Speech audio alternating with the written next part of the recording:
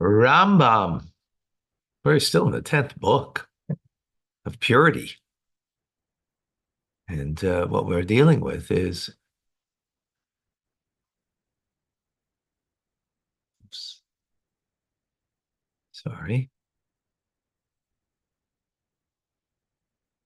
we're dealing with the laws of impurity in order that you can become pure. Chapter 9.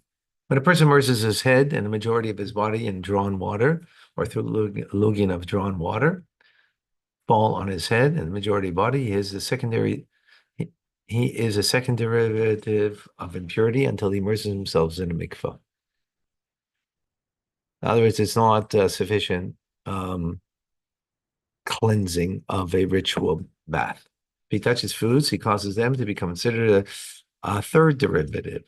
If he touches liquids, he imparts impurity to them, causing them to be considered as a primary derivative, and they impart impurity to other foods and liquids. They do not, however, impart impurity to vessels, to implements. Why did the sages decree that such a person should be impure? Because people would immerse in caves where the water was foul, and then they wash with fresh drawn water for the sake of cleanliness.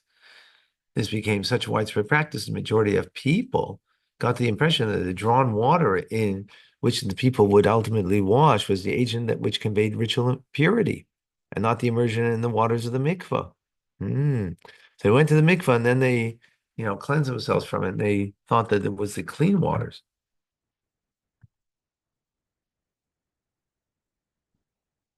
right?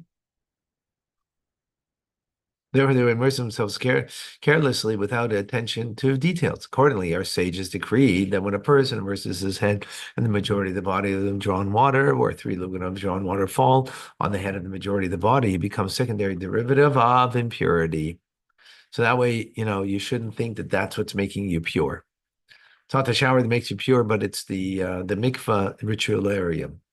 Even when 3 of drawn water falls on the head of the majority of the body of the person who is pure, or immerses his head in the majority of the body in drawn water, he becomes a secondary derivative of impurity until he immerses himself again in the mikvah. After a person contracted impurity in such a manner, immerses himself, he need not wait until nightfall to regain purity. For the impurity contracted by the person is fundamentally a rabbinic decree, right? Because it's only a rabbinic thing, so you don't have to wait till nighttime, because usually nighttime is when you're completely pure after the passing of that day, and that day you went to the mikvah.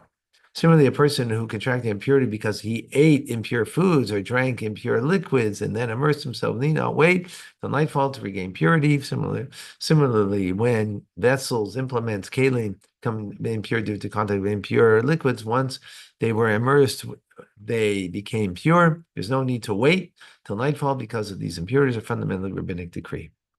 Okay, I just did that because I wanted to make sure we did some Rambam today, but I have to leave. All right. Shabbat.